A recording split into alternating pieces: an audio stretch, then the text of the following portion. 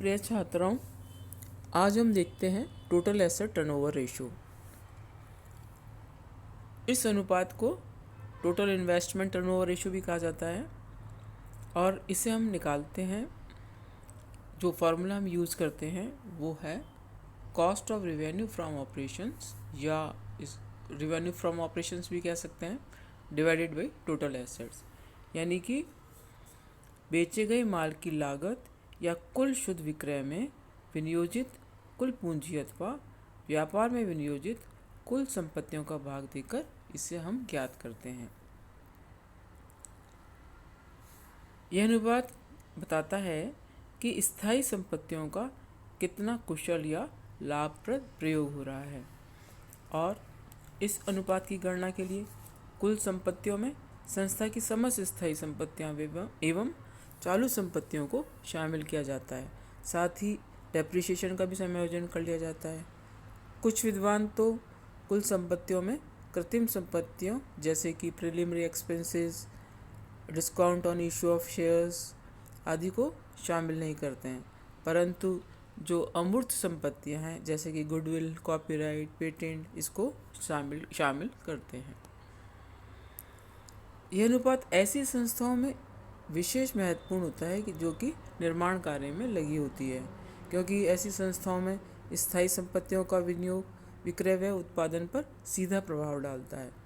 अतः यह अनुपात जितना अधिक होगा उतना ही प्रबंध की कुशलता का प्रतीक माना जाएगा। दूसरी तरफ यह भी है कि यदि यह अनुपात बहुत अधिक है तो इससे यह भी निष्कर्ष निकाला जा सकता है कि संस्था स्थायी संपत्तियों पर अति व्यापार कर रही है, और यदि अनुपात बहुत नीचा है तो यह संकेत मिलता है कि व्यवसाय की संपत्तियों में अधिक विनियोग हो गया है और या संस्था कुल क्षमता का प्रयोग नहीं कर रही है। इसके बाद हम देखेंगे स्थायी संपत्ति आवर्त अनुपात। यह अनुपात विक्रय की लागत या विक्रय में शुद्ध स्थायी संपत्तियों का भाग देकर ज्ञात किया जा सकता है। जैसा कि हम फॉर्मूले में देखेंगे, ये cost of revenue from operations या रिवेन्यू फ्रॉम ऑपरेशंस लिख सकते हैं, डिवाइडेड बाई फिक्स्ड एसेट्स। यह अनुपात क्या बताता है?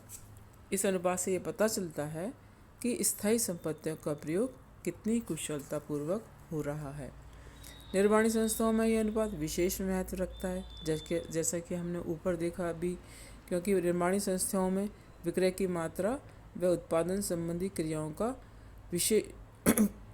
का निष्पादन चालू संपत्तियों की अपेक्षा स्थायी संपत्तियों पर अधिक निर्भर होता है, और इस अनुपात में वृद्धि कार्यकुशलता में सुधार व इस अनुपात में कमी स्थायी संपत्तियों के अनुचित विनियोग को प्रदर्शित करती है।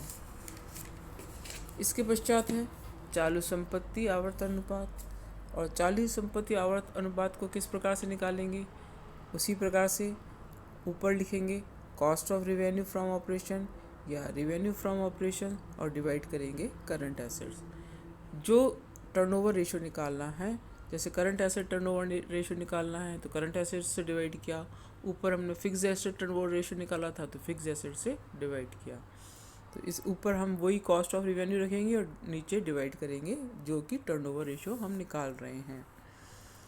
अब यह अनुपात चालू संपत्तियों की प्रयोगशीलता व लाभदायकता पर प्रकाश डालता है, और ये गैर निर्माणी संस्थाओं में तथा ऐसी निर्माणी संस्थाओं में जहां स्थायी संपत्तियों का अपेक्षाकृत कम उपयोग होता है यह अनुपात विशेष महत्व रखता है।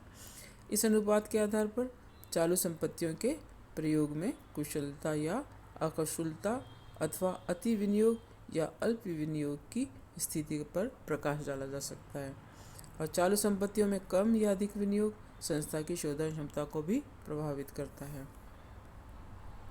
इसके बाद है कार्यशील पूंजी आवर्त अनुपात। यह अनुपात यह बताता है कि कार्यशील पूंजी का किस दक्षता से प्रयोग किया गया है, और जैसा कि मैंने आपको बताया ऊपर हम वही लिखेंगे cost of revenue from operation और नीचे लिख देंगे नेट वर्किंग कैपिटल। यदि यह अनुपात अधिक है तो यह अति व्यापार, और यदि यह अनुपात कम है तो यह अल्प व्यापार को प्रदर्शित करता है। इसके बाद नेक्स्ट है कैपिटल एम्प्लॉयड टर्नओवर रेशियो, पूंजी आवर्त अनुपात। इसको भी हम इसी प्रकार से निकालेंगे, cost of revenue from operations divided by capital employed. यह अनुपात क्या बताता है? यह अनुपात यह बताता है कि यह अनुपात एक बहुत महत्वपूर्ण अनुपात है और जिसके द्वारा व्यवसाय में विनियोजित पूंजी तथा विक्रय के बीच में अथवा विनियोजित पूंजी तथा विक्रय किए गए माल की लागत के मध्य संबंध को प्रकट करता है। विनियोजित पूंजी का अर्थ कुल संपत्तियों के योग में चालू दायित्वों को घटाने से बची शुद्ध विनियोजित पूंजी से होता है।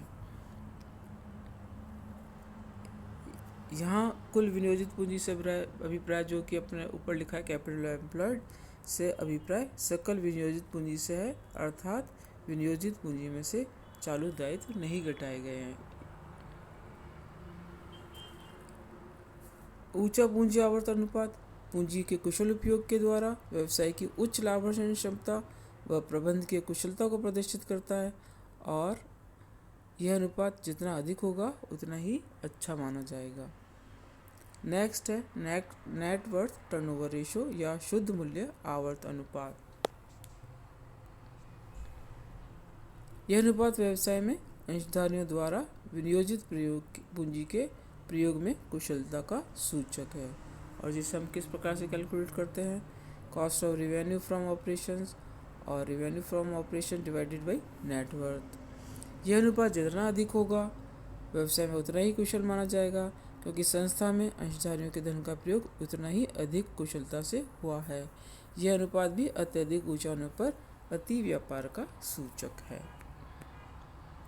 अब हम देखिए ये जो सारे रेशियो हमने अभी समझे हैं इससे संबंधित एक क्वेश्चन देखते हैं जिससे आपको समझ में आएगा कि किस प्रकार से इसको रेशियोज़ को निकालना है। ये हमें क्वेश्चन दिया हुआ है जिसमें हमें total asset turnover ratio, fixed asset turnover ratio, current assets turnover ratio, working capital turnover ratio और नेट वर्थ टर्नओवर रेशियो निकालना है जो कि आज हमने पढ़ा है और ये आपको क्वेश्चन दिया हुआ है। अब हम इसको वन बाय वन, पहले तो आप ये क्वेश्चन देख लीजिए जिसमें शेयर होल्डर फंड्स दिया हुआ है जिसमें कैपिटल, सरप्लस और रिजर्व फंड वगैरह दिए हुए हैं। इसके अलावा नॉन करंट एसेट्स है, करंट लाइबिलिटीज़ दी हुई है, एसेट्स में नॉन करंट एसेट्स और करंट एसेट्स दिए हुए हैं और नीचे हमें बताया गया है कि net revenue from operations 6 lakh है। तो सबसे पहले हम टोटल एसेट्स टर्नओवर रेशियो निकालते हैं। टोटल एसेट्स टर्नओवर रेशियो का आपने फार्मूला देखा था कि revenue from operations divided by total assets. तो रेवेन्यू फ्रॉम ऑपरेशंस तो 6 लाख ये दिया हुआ है। अब टोटल एसेट्स कितनी हैं? टोटल एसेट्स देखिए बैलेंस शीट में ये एसेट साइड है, इसमें टोटल एसेट्स दी हुई है, इसमें कोई भी कृत्रिम संपत्ति या इंटेंजिबल एसेट्स नहीं दी हुई है, केवल सारी संपत्तियां जो हम जिसको शामिल करते हैं वो दी हुई हैं 1,80,000। तो हमने यहाँ पे 1,80,000 लिख दिया है और ये रेशियो आया हमारा 3.33 टाइम्स। इसके बाद हमें फिक्स्ड एसेट टर्नओवर रेशियो निकालना है। जैसा कि मैंने आपको बताया था कि रेवेन्यू फ्रॉम ऑपरेशन सबके ऊपर लिखना है, नीचे वही लिखना है जिसका कि टर्नओवर रेशियो निकालना है। तो यहाँ पे फिक्स्ड एसेट से डिवाइड करेंगे और फिक्स्ड एसेट्स है क्वेश्चन में, देखिए ये फिक्स्ड एसेट दी हुई है 70,00,000, 70,000, 40,000, 15,000 और 10,000, ये सभी फिक्स्ड एसेट्स हैं। इनका टोटल है 1,35,000। तो ये हमने 1,35,000 से इसको डिवाइड कर दिया है फिक्स्ड एसेट्स, तो ये आया 4.44 टाइम्स। इसी प्रकार से करंट एसेट्स टर्नओवर रेशियो में हम करंट एसेट्स से डिवाइड करेंगे और करंट एसेट्स कितनी है?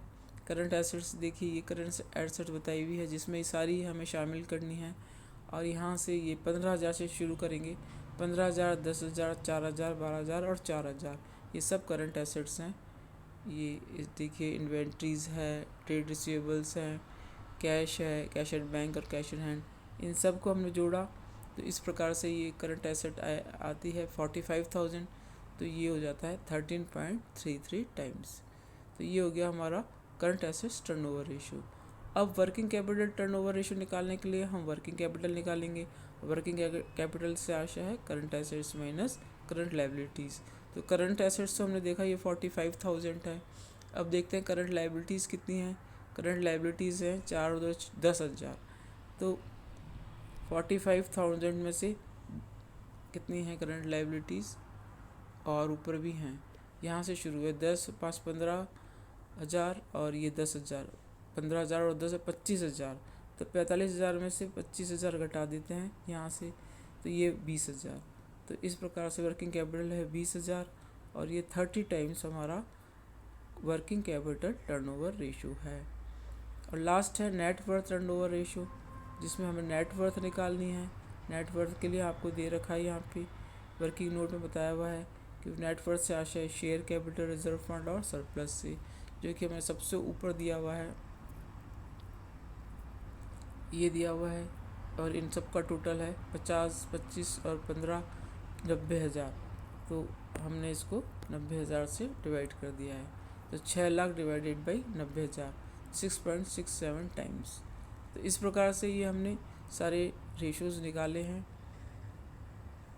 हमने देखा किस प्रकार से ये fix assets turnover ratio, current assets turnover ratio, working capital turnover ratio वगैरह निकालने हैं, इनके क्या अर्थ हैं, और अधिक अगर ये ज़्यादा हैं तो वो क्या शो करते हैं, अगर ये कम है तो किसकी न्यूनता को शो करते हैं।